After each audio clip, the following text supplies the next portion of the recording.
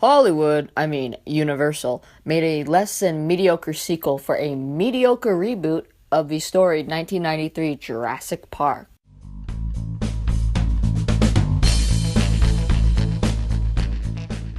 The movie is about a volcano threatening the existence of the genetically revived dinosaurs.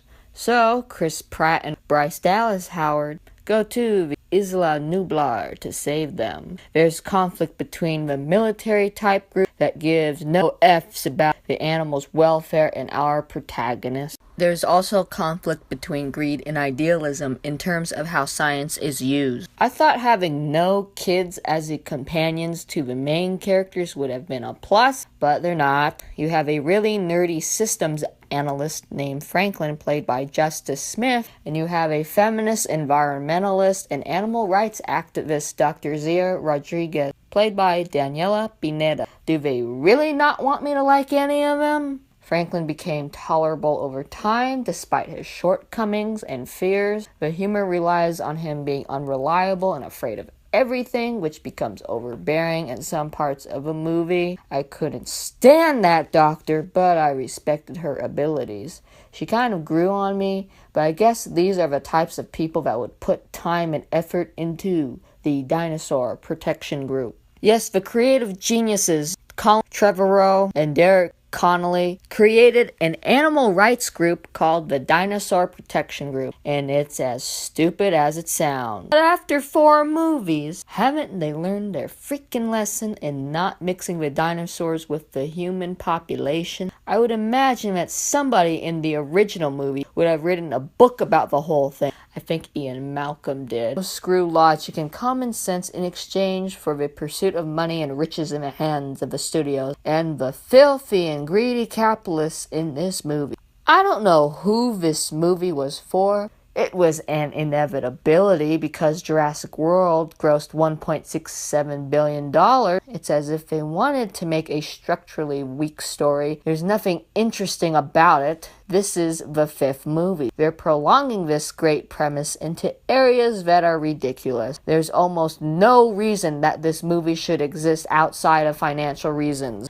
Why did they not hire a proper geologist to determine the likelihood of whether or not this island could have a catastrophic event before they built a park twice? Oh, whatever, no one thinks that hard.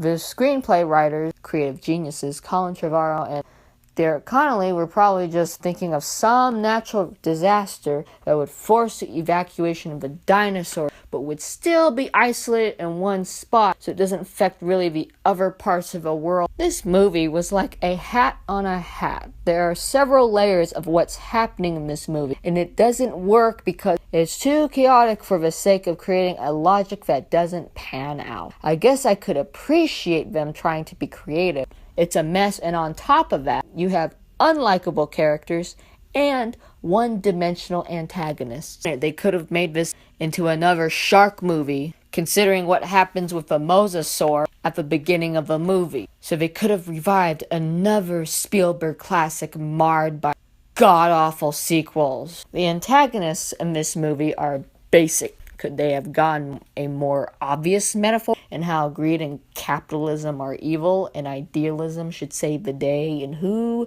they cast as the bad guys? Also, they got the same a-hole military/hunter archetype played by Ted Levine. I was actually happy to see him in this movie because of the great memories that Levine gave me as Captain Leland Stottlemyre. And let us not forget Buffalo Bill. Anyways, it's a well done and subtle part, probably my favorite just because of my biases.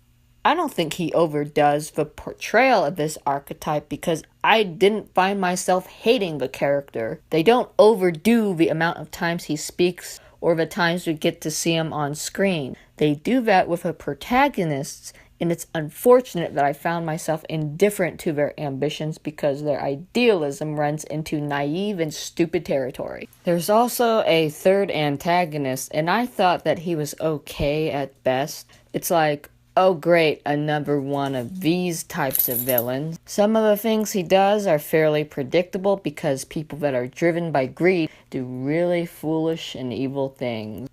The music is standard. It's done by Michael Giacchino, who has done scores for Pixar films and the Mission Impossible franchise. I actually didn't mind the use of a Jurassic Park theme for triumphant moments because this movie felt generic in the first place. In general, I probably wouldn't hate on this movie as much if the premise didn't revolve around animal rights for dinosaurs. You spend the first movie and the fourth movie demonstrating why man shouldn't mess with genetics and nature and how doing this displays the arrogance of mankind. This movie throws away those ideas in exchange for preserving and protecting these potential killing machines. Jeff Goldblum as Ian Malcolm makes a cameo, and he's practically the only sensible person in this movie. He's in the trailers, it's not a spoiler. He's the only person with a laissez-faire approach to this whole situation, which frankly would be the best and most reasonable option. It's bad to have a movie that has things happen for the sake of causing conflict when it did not need to happen in the first place. From the end of Jurassic World, I had no indication that